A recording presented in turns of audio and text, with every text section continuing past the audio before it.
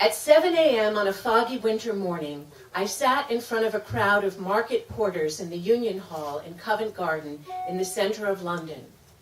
Outside the steamy windows, trucks were coming and going with tulips from Holland, tangerines from Portugal, figs from Turkey, and leafy green produce from all over the British Isles. The scene was straight from My Fair Lady, if the play had been set in the 60s. It was lunch hour and time for a union meeting. The meeting was led by W.A. Punt, the Fruit and Vegetable Market Section Officer of the Transport and General Workers Union, the T&G, the largest union in Great Britain. That November morning in 1968, I was the guest speaker, a representative of the United Farm Workers of America, invited to talk about the grape strike and boycott. I was 21, wearing a chartreuse miniskirt, a tan wool coat, and a headscarf decorated with the red and black Union Eagle. My Marks & Spencer's shopping bag was stuffed with leaflets, copies of newspaper articles, and my proudest possession, a letter of authorization from Cesar Chavez. By 1968, the nationwide boycott of California grapes in support of the UFW strike had been so successful that the growers turned to other markets. They signed a contract with the Department of Defense to send table grapes to U.S. troops fighting in Vietnam. In addition, they shipped tons of grapes to England and Scandinavia to circumvent the boycott. The UFW sent me to London to try to stop the grapes. The UFW was used to attempting the impossible. My audience was all men in thick market aprons and heavy boots. They smelled of garlic, onions, and oranges and spoke in impenetrable Cockney accents. They wrapped their cold hands around cups of steaming tea and listened intently as I talked about the American farm worker struggle. At first, they couldn't believe that there was such poverty in the United States, a land they only knew from television and movies. I told them that according to a U.S. Senate report, most migrant farm workers in California lived in grower-controlled, squalid labor camps infested with rats and vermin. The rate of TB was 250% above the national average, and the life expectancy of a farm worker was only 49. They were shocked when they learned that it was still legal for kids as young as 5 to work in the fields. I showed them photos in El Malcriado of children carrying heavy boxes of grapes. They said it reminded them of the grapes of wrath. They were sure there must be laws against this kind of exploitation, but I explained that farm workers were specifically excluded from the National Labor Relations Act. That did it. The Covent Garden market porters were incensed. Brother Punt asked for a motion from the floor. A burly man in a plaid cloth cap proposed that they send a resolution to the T&G headquarters, to the Trades Union Congress, that's the British equivalent of the AFL-CIO, and just for good measure to the American Embassy with their support for the UFW and strike and boycott. Then they passed the hat. They put in shillings and hard-earned pound notes to support the strike fund in Delano. They told me to tell my fellow UFW members that they were standing with them. And then they insisted that I have a pint with them at the pub downstairs. It was their usual post-meeting ritual, but since it was only 8:30 in the morning, I politely refused and headed for the underground station. I took the tube back to North London, where I shared a flat on the 3rd floor of a run-down, damp row house with 3 graduate students. When it rained, the kitchen floor was crowded with buckets and bowls to catch the leaks, and the whole flat was heated by a rickety gas stove that had to be constantly fed shillings. The only phone was a payphone in the hallway on the bottom floor of the house. It was right outside the door of a gypsy family, Madame Ruby and her 4 sons, whom I had to compete with to make long-distance phone calls. In the mornings, I would wrap up in my coat, scarves, and gloves, grab a handful of 6-penny coins, my notebook, and the London phone book to call newspaper reporters, solidarity groups, and union officials. I talked to a columnist from the London Times at great length and received an invitation from a Labour Member of Parliament to have lunch in Westminster. I eventually even spoke with Jack Jones, the General Secretary of Britain's largest union, on that phone. I wondered if any of them suspected I was standing in the grimy hallway of a North London flat balancing my notebook in my freezing fingers, trying to ignore the impatient foot-tapping of Madame Ruby's son. I was warmly welcomed at student and union meetings. This was a time when many of the former European colonies, Zimbabwe, Namibia, Mozambique, and Angola, were fighting for liberation and the height of the Vietnam War. British workers and students were anxious to learn about the UFW struggle and to take action to help. Support came from many quarters. A group called the Poster Collective made multicolor silk screens that read, "If your employer didn't recognize your union, would you buy his products? Boycott California grapes." An expatriate American author, Ella Winter, who had been married to Lincoln Steffens, fed me on a regular basis with delicious Sunday brunches where she reminisced about covering Filipino farm worker strikes in the 30s for the New Republic. Peggy Seeger and Ewan McCall put on a benefit concert, bringing the audience to tears with their rendition of Woody Guthrie's Deportees. But the most crucial support came from the powerful British trade unions. From meetings with individuals, locals, and branches, I gradually got to know key activists in the Transport and General Workers Union, eventually meeting Brian Nicholson, the head of the London Docks and an executive board member of the T&G. Going to union meetings with Brian gave me newfound legitimacy. However, we were still at a disadvantage in stopping the grapes because we didn't know when or how they would be coming into the country. We didn't have the time or resources for an effective consumer boycott. We knew we'd have to stop the grapes at the docks. But England has scores of deep-water ports and thousands of dock workers. There was no way we could reach them all, and we didn't know where the cargo ships would be heading. The problem was solved when the UFW contacted their staunch allies in the ILWU.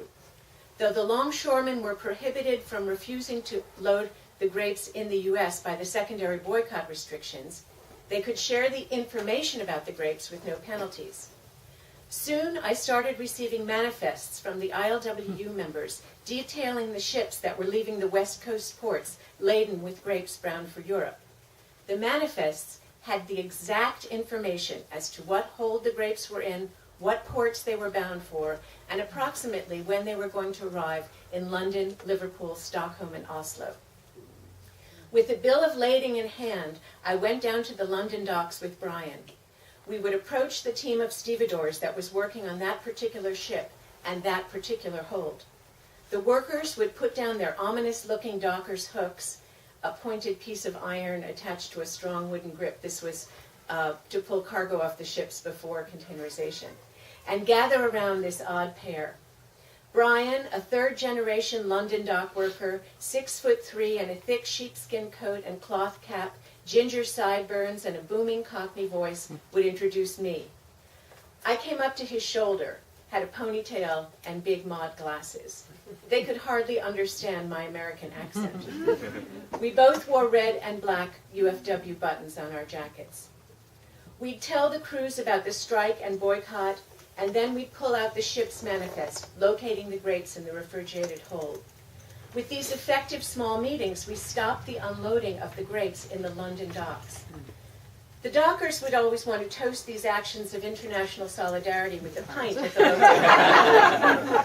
But I still couldn't get used to beer in the mornings, so they let me get away with a steak and kidney pie and a glass of shandy, heavy on the lemonade. One morning, I heard the persistent ring of our house payphone, and I ran down the 3 flights for an official-sounding American voice asking for me. It was the secretary of the labor attaché at the U.S. Embassy. He wondered if I could come in for a chat. The plush, warm, well-furnished salon of the U.S. Embassy in Grosvenor Square was a contrast to my usual meeting places in drafty union halls, pubs, and living rooms in council flats. The labor attaché offered me coffee, not beer, and asked me to describe my work.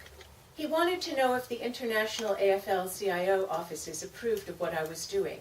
He was cordial, but obviously had an agenda. He then pulled out a letter and asked me to read it. It was from W.A. Punt, and this is what it said, quote, "I am the secretary of the London Fruit and Vegetable Markets Committee, which covers Brentford, Borough, Spitalfield, Stratford, King's Cross, and Covent Garden. A UFW representative addressed our market committee members and gave us the history of the agricultural industry of America with reference to California. The revelation that a system of bond slavery should exist was so shocking as to spontaneously spark off a discussion to completely ban American produce in the London market. Wow. I smiled to myself. The Covent Garden market workers had made good on their promise, but I gasped when I read Brother Punt's closing line. In anticipation of your cooperation, and in the hope that the members of our organization are not obliged to use their industrial strength to assist their American brothers and sisters. I wondered if the T&G General Secretary, Jack Jones, knew that the market porters were threatening to use their industrial strength to assist the UFW boycott. But we didn't have too much time to ponder the niceties of the situation with the embassy or the international office of the AFL, because Brian got word that the grapes that had been blocked in Tilbury and Liverpool were heading for Scandinavia. The UFW told me to get to Sweden as soon as possible. I threw on my warmest socks and sweaters in a bag, bundled up a big batch of UFW literature, bought a pocket Swedish dictionary, and a second-class ticket to Stockholm. The trip by bus, train, and ferry took 48 hours. It was January, and a heavy snow blanketed the Swedish landscape. I was invited to stay at the home of American draft resistors. I slept on a couch in their living room, and a floor-to-ceiling ceramic furnace kept us warm when the daily temperatures outside fell way below zero. Then there's a section on the Swedish boycott, and then the closing, it goes like this. Finally, I got a call to come back to Delano. The grape season was over, and a lot of the boycotters were returning to organize strike committees in Coachella and the Imperial Valley in preparation for the start of the harvest.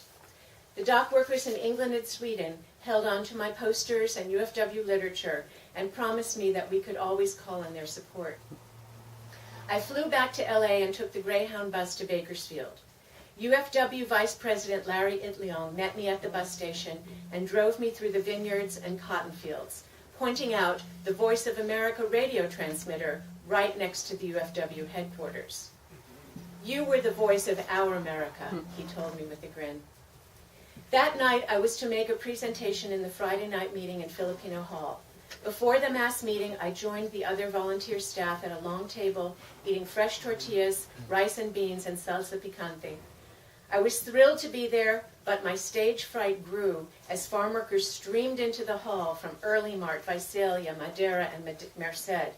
There were caravans of supporters from the ILWU in San Francisco and San Pedro, Brown Berets from Los Angeles, the Carpenters Union from Oakland, and the AFSC from Fresno. The hall was standing room only. By the time Caesar introduced me, my hands were sweating and I was shaking. He asked the crowd to greet me with the farm worker clap and cries of Viva la Huelga.